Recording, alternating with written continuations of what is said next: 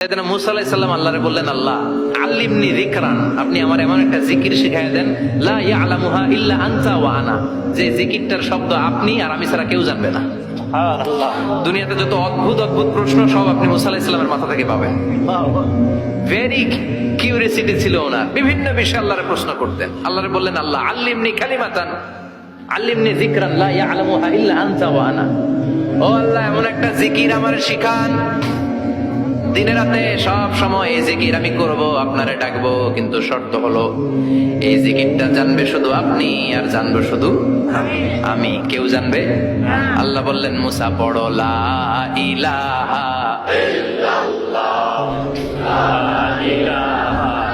লা ইলাহা ইল্লাল্লাহ মুহাম্মাদুর রাসূলুল্লাহ সাল্লাল্লাহু।